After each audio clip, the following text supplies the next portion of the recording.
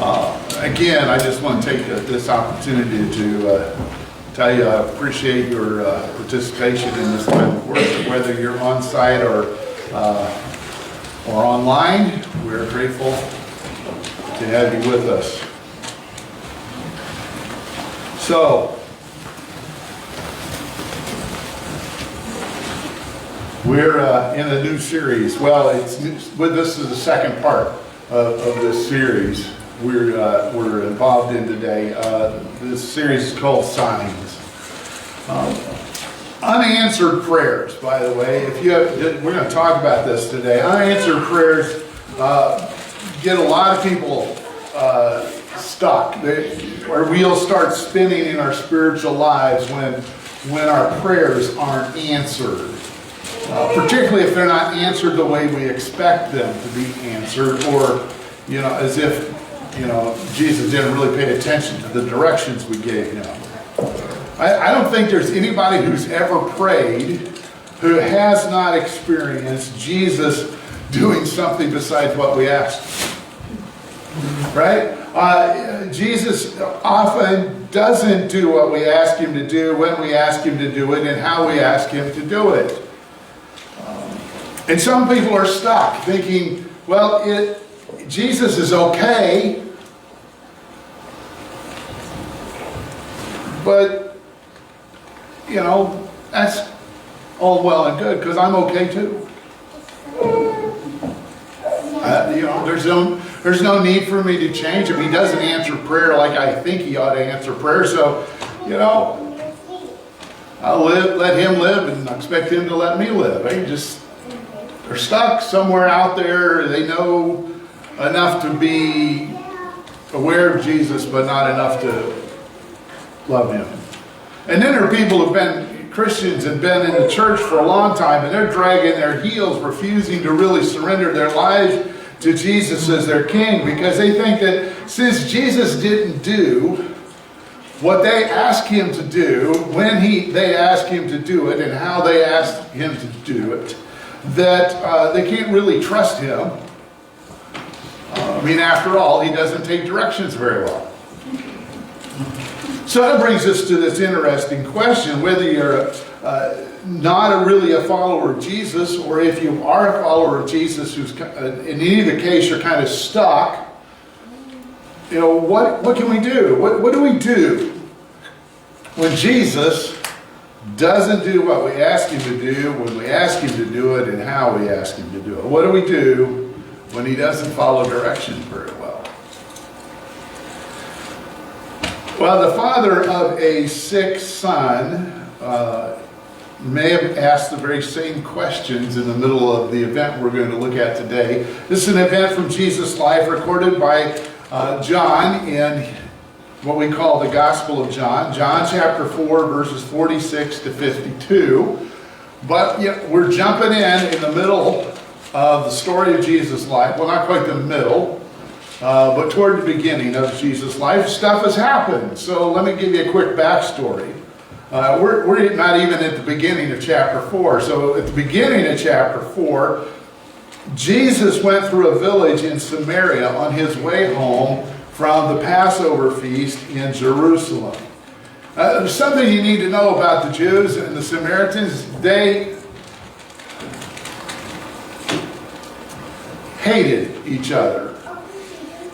And by that I mean, if the entire Samaritan race were to drop dead on one day, the Jews would have probably had a party. And the same would have been true the other way around.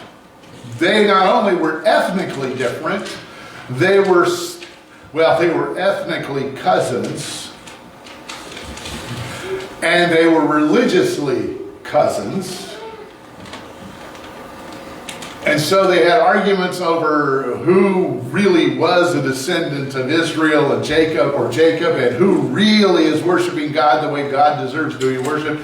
Okay? There are things you don't talk about. Religion and politics are part of those things.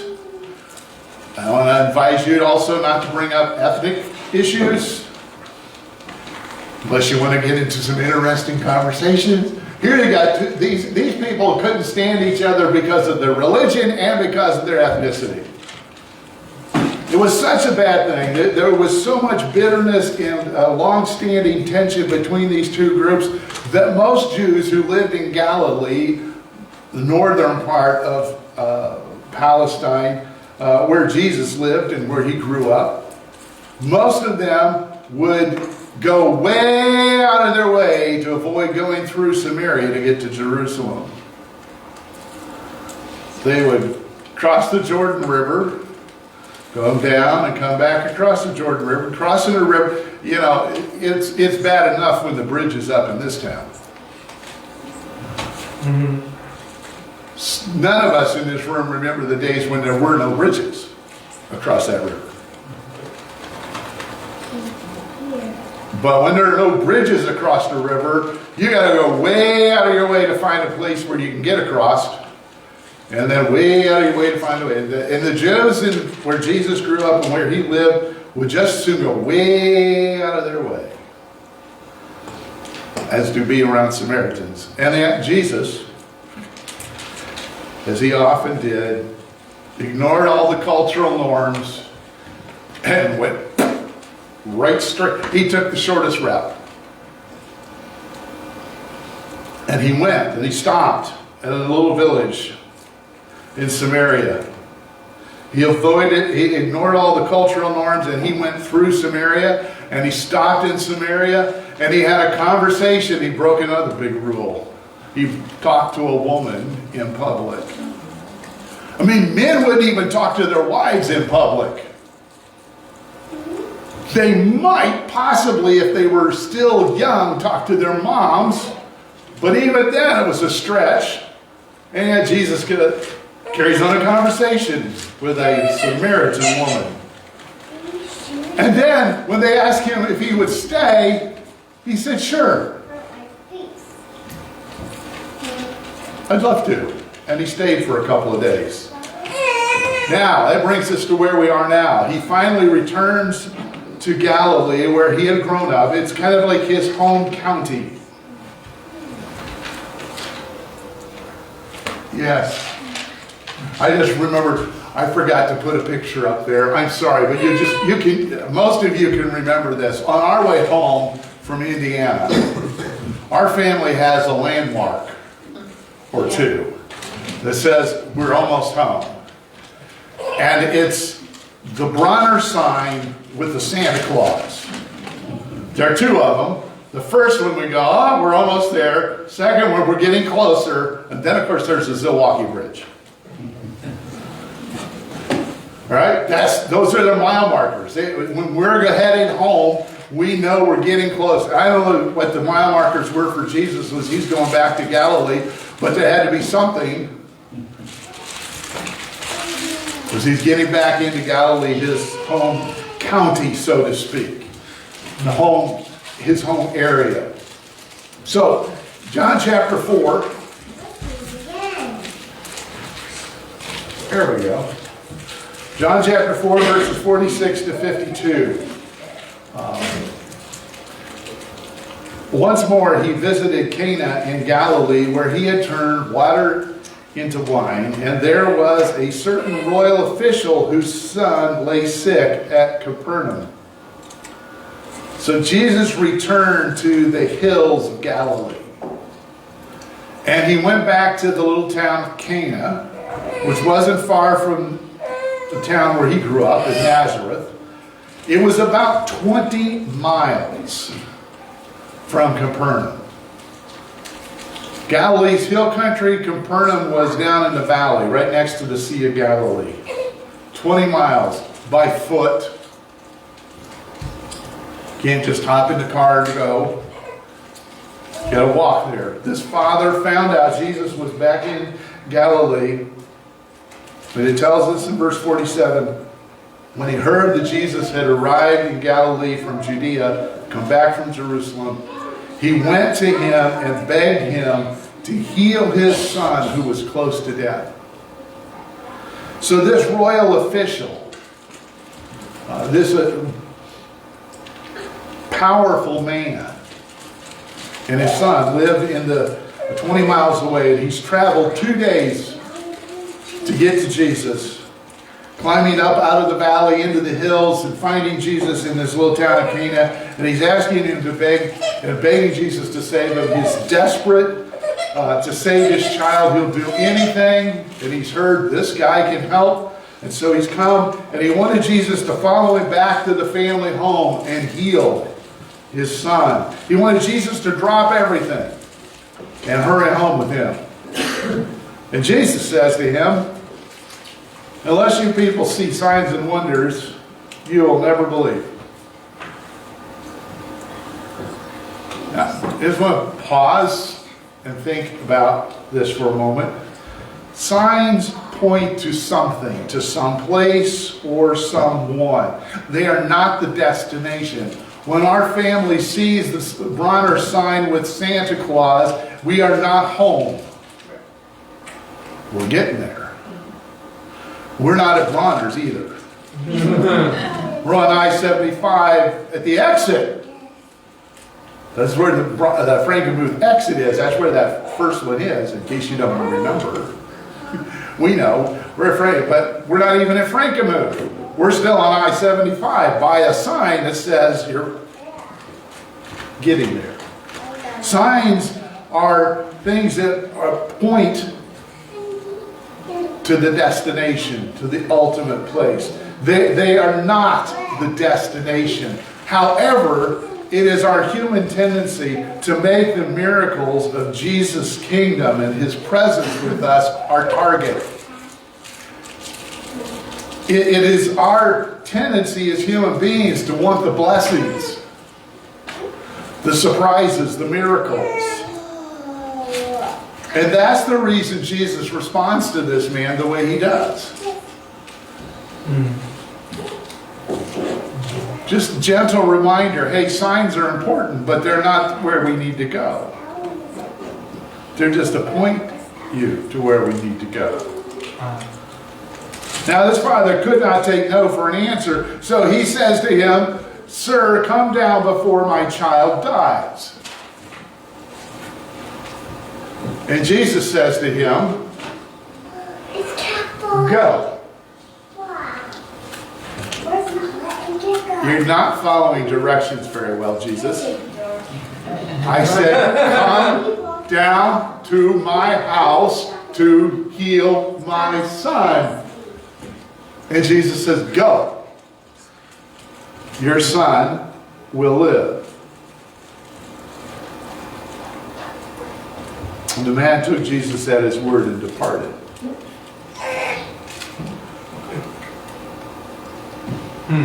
Jesus spoke with a sense of authority. Here's this royal official. I don't know what his official title was, but I'm pretty sure he was used to telling people what to do, and they did what he told them to do.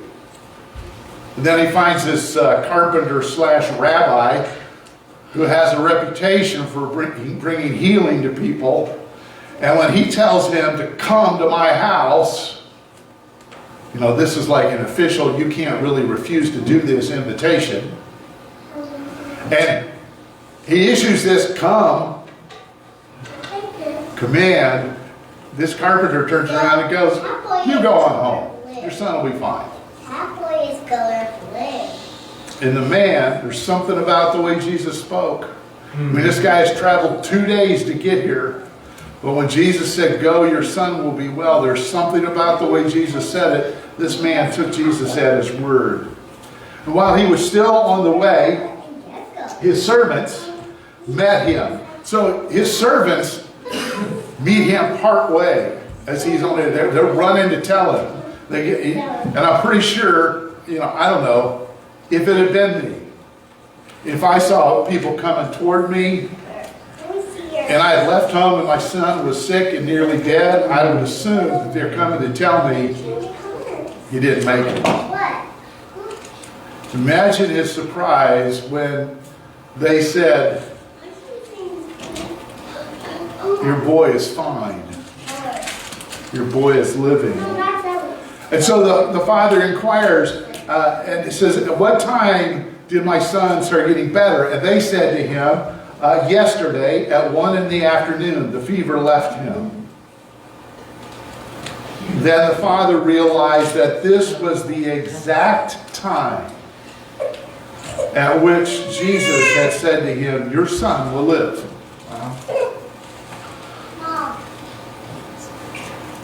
So he and his whole house believed, not in signs, but in Jesus. The sign pointed them to him.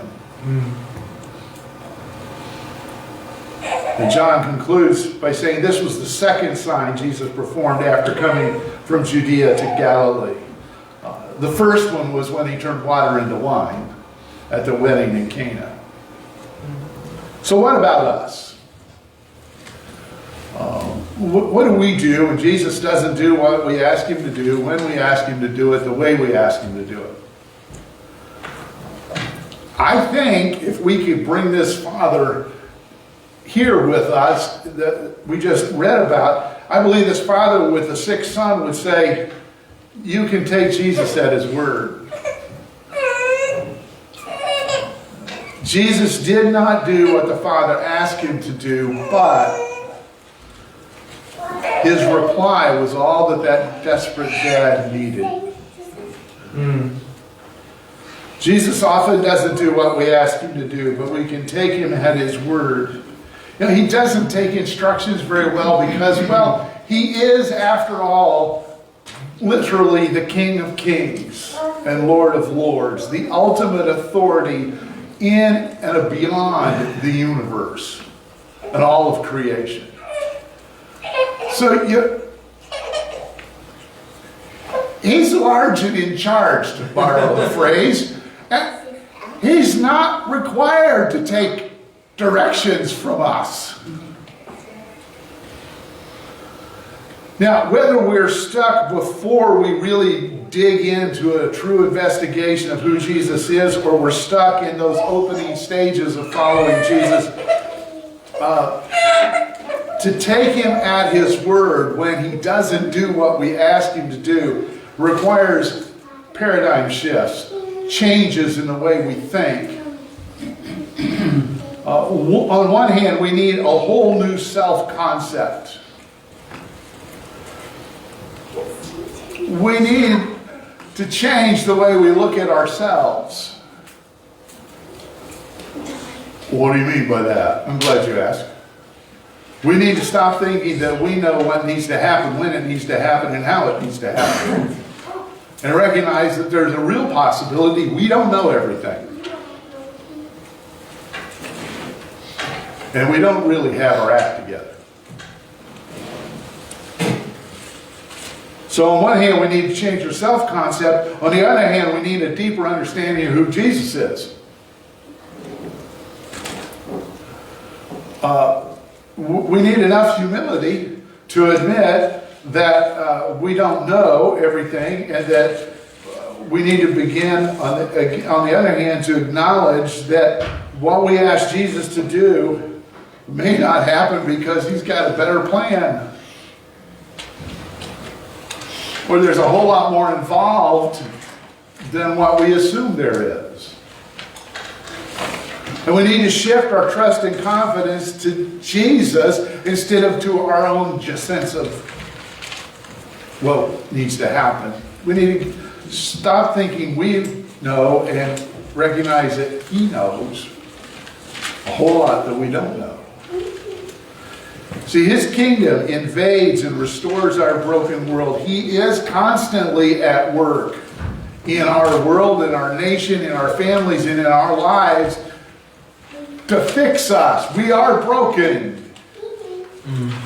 It's so easy to think everybody else is broken, and we're just kind of like, well, maybe stressed. We're not just stressed. If you're a human being, you are broken. Now, if that upsets you, my email address is pastormarkhaines@gmail.com. That literally is my email address. You can send me an email and tell me that you're mad at me for saying you're broken. Then we can talk. Because I'm broken too. He's always at work trying to restore and to mend. And sometimes he does it in ways that we expect. Sometimes he says, okay, I'll come on down there and heal your son. Sometimes he says, go on. At just the right time, it's going to happen.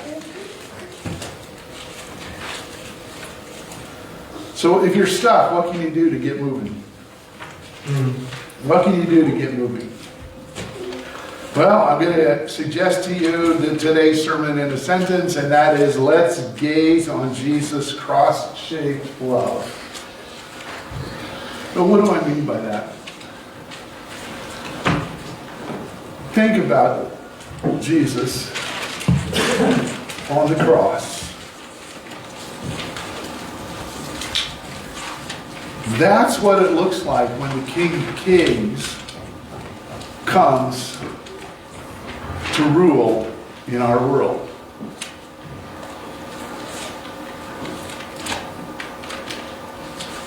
Now, see, we're used to kings with big armies that make us do what they want us to do. We're used to leaders who boss us around.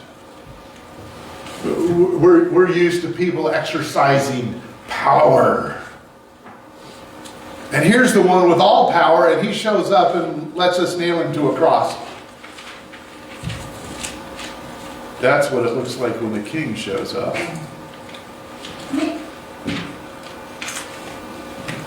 Let's gaze on the cross-shaped love of Jesus. He did not die on that cross because he was weak and poor. He died on that cross because he loves us.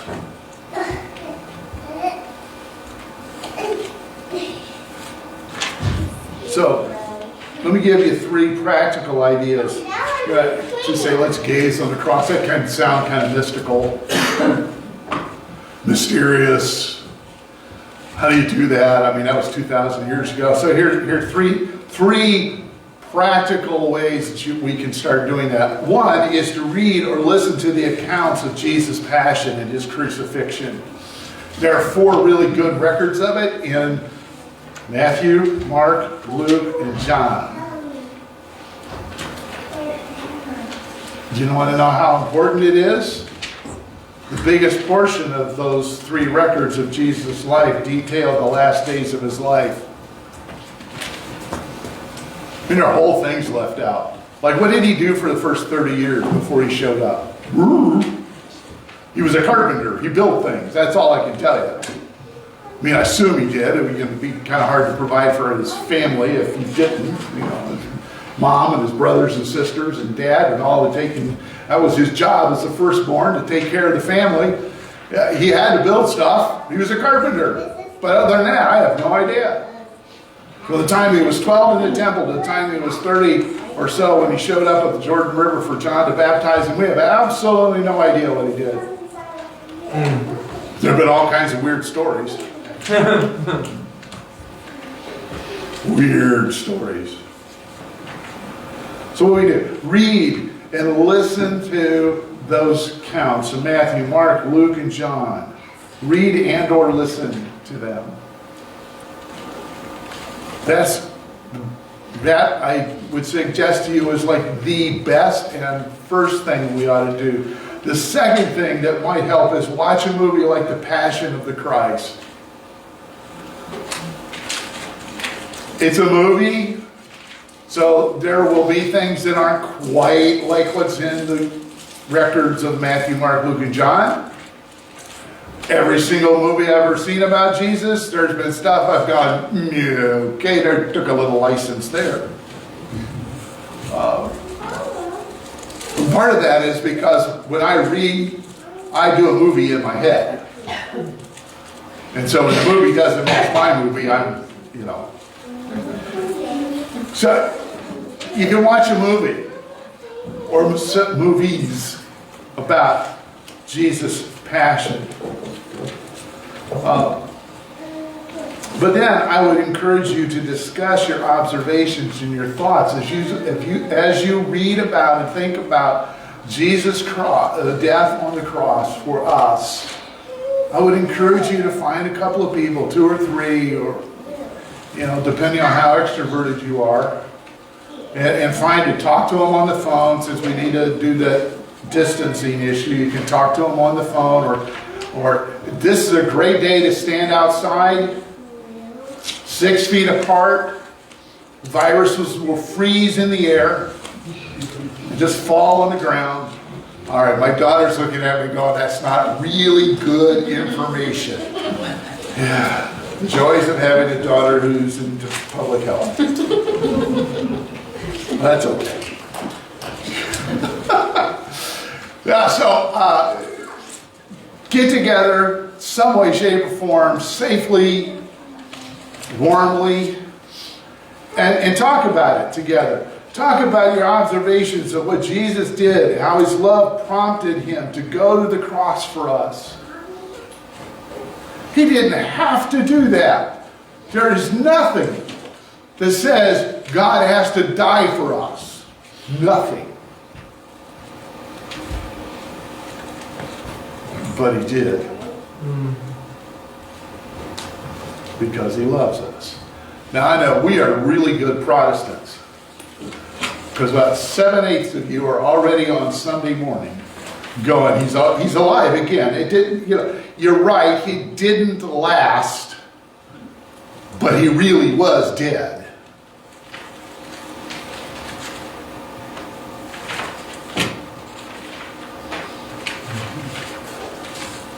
His love for us is shaped like a cross, not like an empty tomb. The empty tomb just puts the seal of approval on the cross.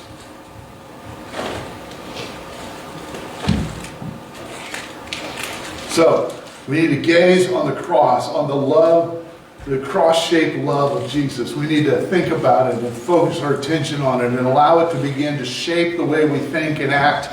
And we can do that by listening to the accounts, watching movies like The Passion of the Christ, and discussing our observations with each other.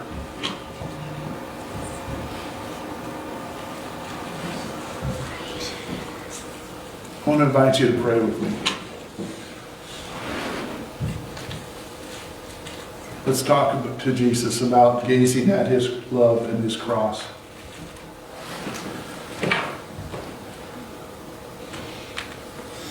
Dear Jesus, King of kings and Lord of lords, Master, Savior,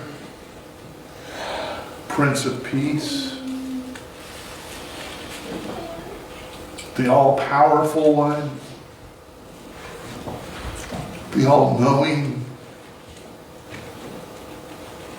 the all-wise,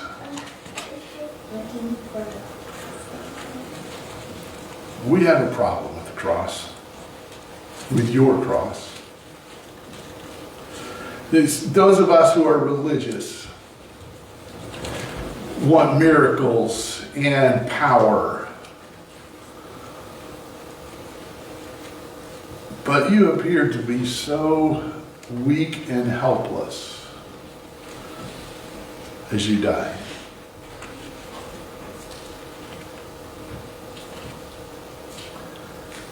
The more intellectually minded of us, the want answers. We want wisdom and truth. We want to know reasons.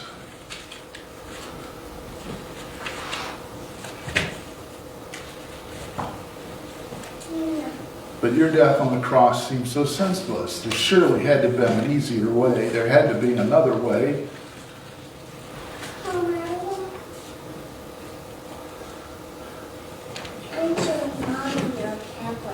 But Jesus, you offer us all the cross. First, last, and always. You give us the cross.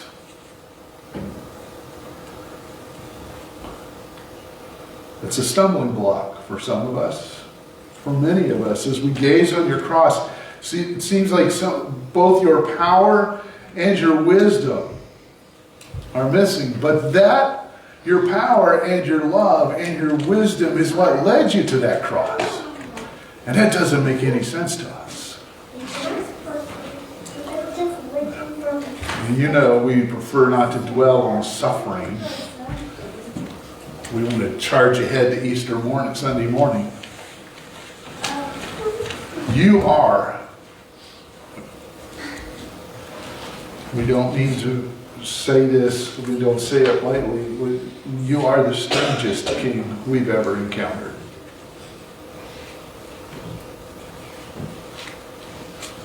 A king that would die for his rebellious subjects.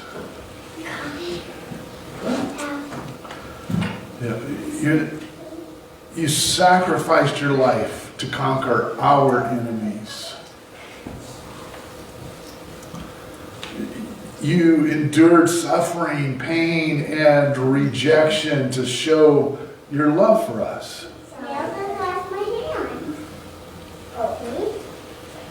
You became a slave to save us from our brokenness and to set us free from our chains.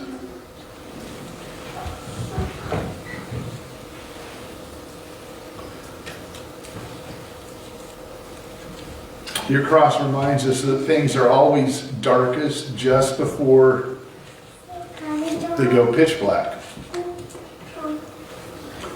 And then, in that dark blackness, the truth comes out.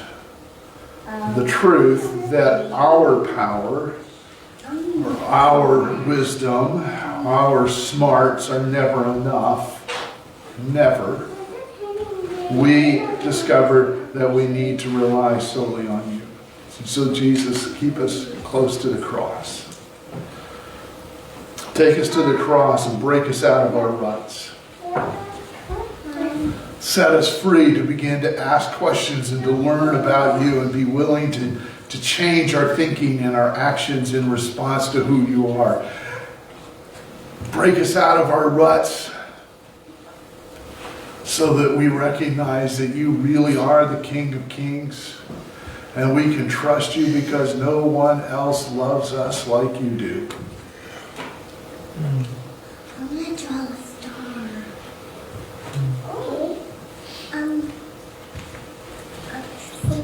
Come and do in us and through us what only you can do. Amen.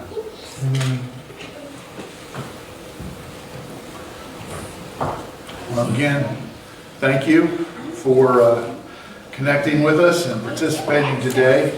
If you're online, or even if you're here and you haven't joined our group, the Champions of Hope, our Facebook group, it's on our church, Bay City Wesleyan Church Facebook page. Please feel free to do that. You will receive some unique content, opportunities to connect with others who are on the mission of infusing people with the hope of Jesus.